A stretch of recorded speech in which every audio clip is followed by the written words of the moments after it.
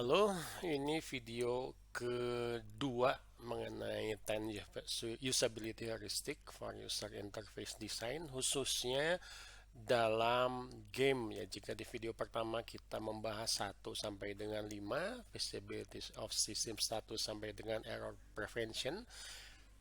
Video yang kedua ini kita akan membahas sisanya, yaitu dari nomor 6 recognition rather than recall sampai dengan nomor 10 itu adalah help and documentation. Oke, kita mulai ya.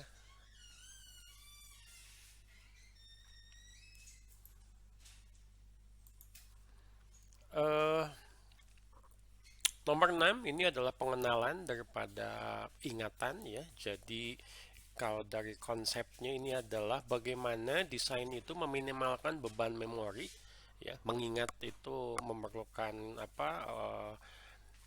kognisi yang lebih lebih tinggi dibandingkan dengan mengenal, membuat elemen, tindakan, dan opsi yang terlihat. Pengguna itu tidak harus mengingat informasi yang dari satu bagian user interface ke bagian yang lain. Informasi yang diperlukan untuk menggunakan desain harus terlihat atau mudah diambil pada saat butuhkan. Jadi pada dasar melakukan desain harus memutuskan informasi apa yang harus terlihat secara permanen, selalu ada di layar, ya, tanpa membebani pemain merupakan tantangan besar dalam desain game. Contoh mungkin yang paling umum apa ya dalam game action misalkan ya, atau ini ada health dari pemain itu biasanya selalu jumlah amunisi misalkan itu selalu terlihat di layar. Nah, untuk nomor 6 ini contohnya adalah game For the King ya. Banyak game petualangan, adventure, atau survival bertahan hidup memiliki data tentang kesehatan karakter, stamina, suasana hati, ya. Mungkin juga perbekalan atau item yang sudah dia dapatkan yang tersedia setiap saat untuk memungkinkan pemain mengambil tindakan pencegahan, misalkan istirahat, makan, atau penyembuhan sebelum terlambat. Saat pertualangan di Game for the King, pemain memiliki tampilan detail tentang kesehatan, keterampilan, dan sumber daya semua karakter yang membantu mereka membuat keputusan kolaboratif yang lebih baik. Jadi di game ini faktor kolaborasi antar pemain ya ini sangat penting, sehingga salah satu yang harus diketahui adalah tampilan detail dari kondisi setiap player. Baik, kita lihat ini Game for the King.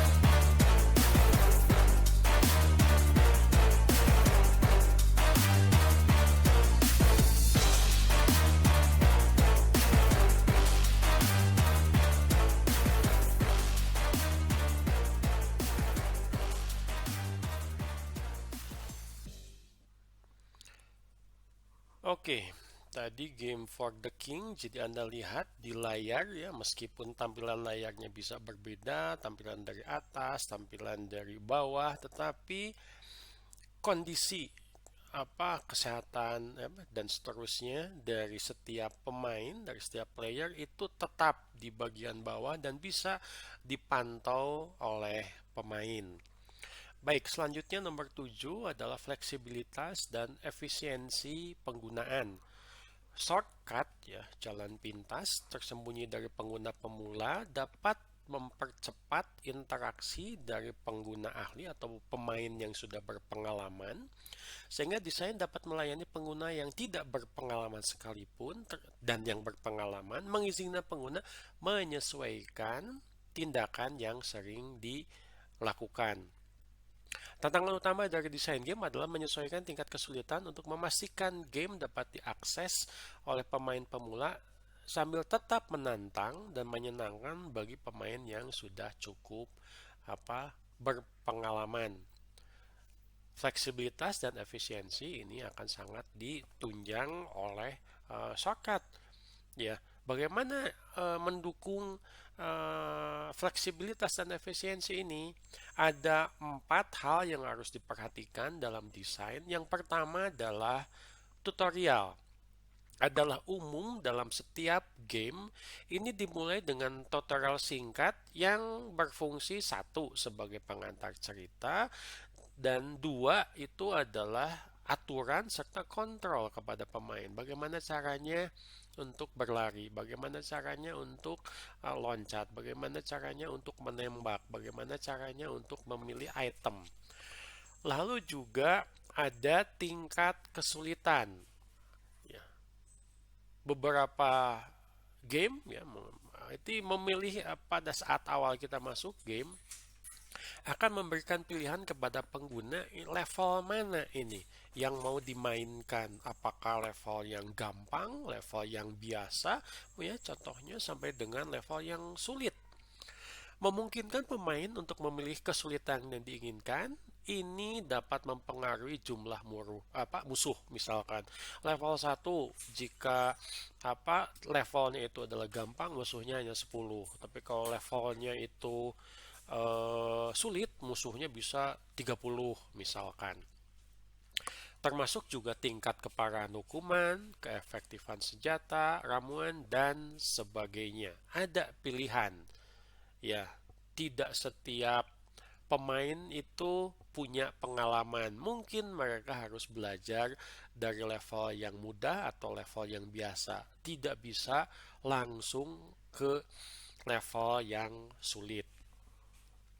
Yang ketiga yang harus diperhatikan adalah kompleksitas progresif.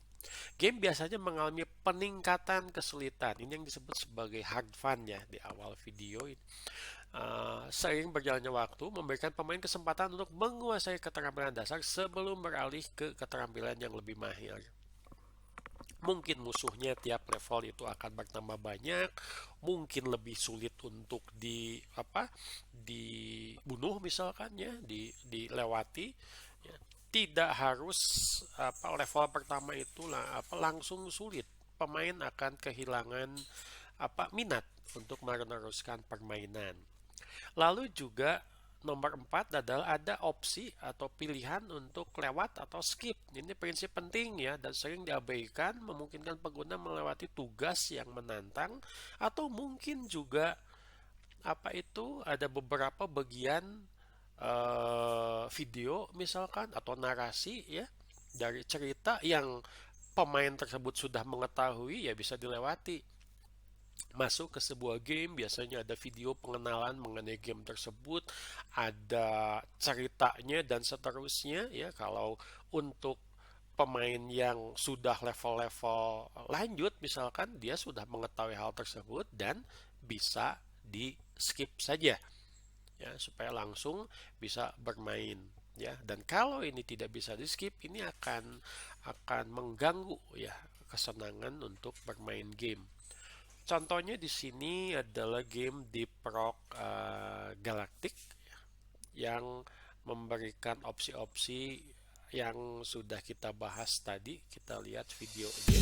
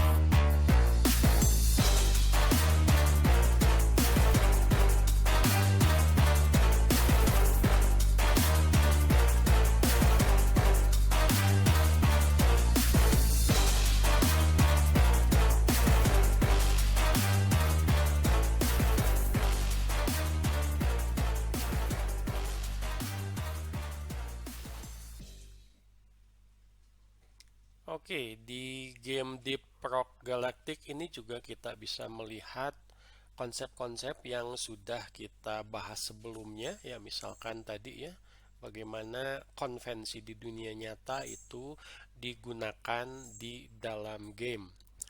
Eh, Nomor 8 ini adalah estetika dan minimalis desain atau desain minimalis ya. Jadi antar muka ini simple, tidak boleh berisi informasi yang berlebihan, tidak relevan dengan game tersebut atau tidak dibutuhkan oleh seorang pemain ya. Setiap unit tambahan informasi dalam user interface atau antarmuka akan bersaing dengan unit informasi yang relevan dan nanti akan mengurangi visibilitas. Jadi terlalu banyak informasi yang disampaikan dalam satu layar itu akan mengganggu seorang pemain yang ditampilkan as simple as possible. Ya, desain minimalis ini contohnya tadi kita sudah lihat di game Limbo. Contoh yang lain di sini adalah game Journey ya. Estetika memainkan peran besar dalam desain game dan seringkali menjadi pusat perhatian. eh, Contohnya di sini videonya kita akan lihat nanti bagaimana dia berpetualang di gurun ya. Warnanya juga simpel, tidak terlalu banyak, tetapi aspek estetikanya ini sangat bagus.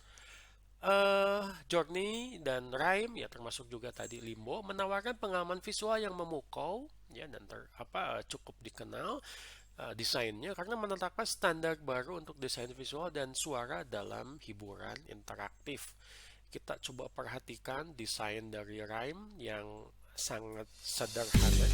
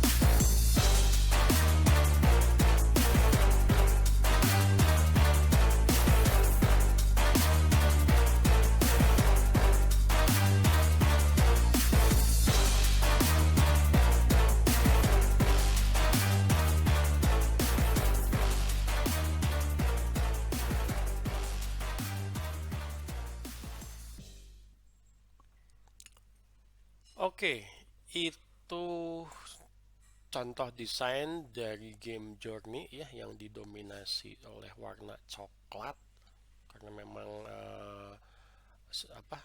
tempatnya di gurun tapi tetap memberikan environment yang sangat menarik. Baik, nomor 9 ini adalah bantu pengguna ya pemain dalam hal ini adalah untuk mengenali ya mendiagnosis dan pulih dari kesalahan. Syarat dari heuristik nomor 9 ini adalah pesan kesalahan harus diungkapkan dalam bahasa yang sederhana ya, menunjukkan masalah dengan tepat dan menyarankan solusi yang konstruktif, membantu pengguna keluar dari kesalahan tersebut. Contoh misalkan ini ada permainan teka-teki namanya Strange Horticulture ya. Hortikultura aneh mungkin kalau dalam bahasa Indonesianya. Ini pemulihan kesalahan dalam permainan teka-teki okultisme, okult, sihir mungkin berkaitan dengan sihir. Strange Horticulture di mana pemain harus mengidentifikasi tanaman, ya, tanaman yang aneh-aneh dengan benar dalam koleksinya. Pemain dapat dan bisa menebak setelah 3 kali kesalahan, pemain harus memecahkan teka-teki tambahan untuk pulih. Kalau dikurang dari 3 kali, pemain itu mendapat poin misalkan. Tapi kalau lebih dari 3 kali, untuk kembali mendapat kesempatan menebak, pemain diberi tugas tambahan. Dalam hal ini adalah teka-teki tambahan. Pengalaman ini akan memotivasi pemain untuk mengambil peluang ya, tapi memikirkan juga bahwa dia hanya diberi kesalahan dan jangan sampai di sini disebutkan membabi buta menebak dalam permainan. Kenapa? Karena tahu konsekuensinya. Jika salah 3 kali, maka dia akan diberikan tugas yang tambahan, ya, yang akan memperberat gamenya. Baik, kita lihat video dari game Strange Horticulture.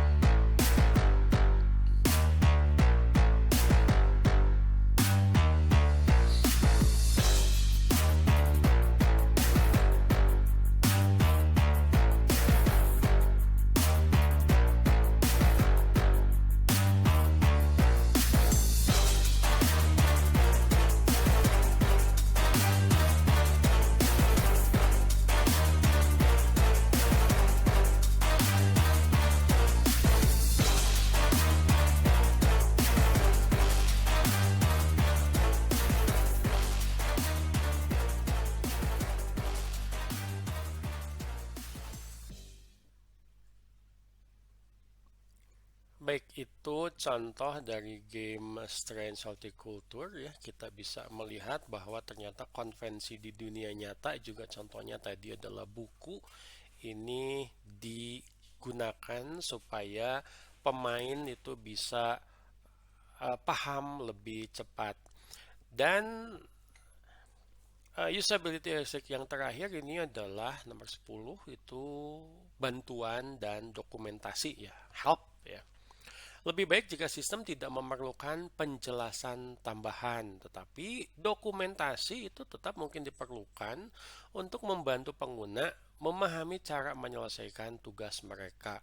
Ya, kita sudah membuat konsep yang heuristik ya, pemain juga mudah memahami bagaimana cara memainkan game tersebut, tapi mungkin tetap saja timbul kesulitan. Nah, di sini bantuan dan dokumentasi itu diperlukan.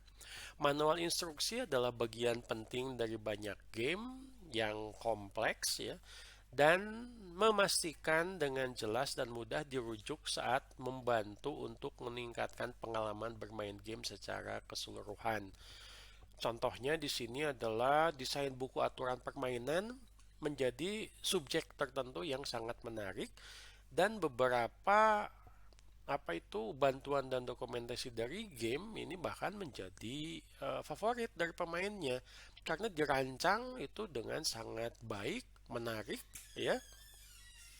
Bahkan tidak perlu bantuan pun pemain itu senang membuka-buka dokumentasi dan bantuan untuk melihat-lihat gambar, desain ya. Contohnya ini helpnya untuk game yang cukup populer dan sudah berumur cukup lama, Legend of Zelda ya. Anda bisa lihat bahwa penjelasan dari item-item, lalu juga petunjuk layar dan seterusnya ini dirancang dengan baik seperti komik mungkin ya. Mudah dimengerti dengan penggunaan warna yang membuat pengguna itu merasa juga mudah mengerti dari dokumentasi dan bantuan ini. Oke, itu bagian kedua ya. Kita membahas nomor 6 sampai dengan nomor 10 dari heuristic evaluation khususnya untuk game. Tulisan ini bisa Anda baca juga di website UX Design CC atau nngroup.com ya. membahas usability heuristik. Oke, itu video kedua dan terakhir dari bagaimana kita memanfaatkan usability heuristik untuk game. Saya akhiri dulu videonya. Sampai di video IMK selanjutnya. Terima kasih.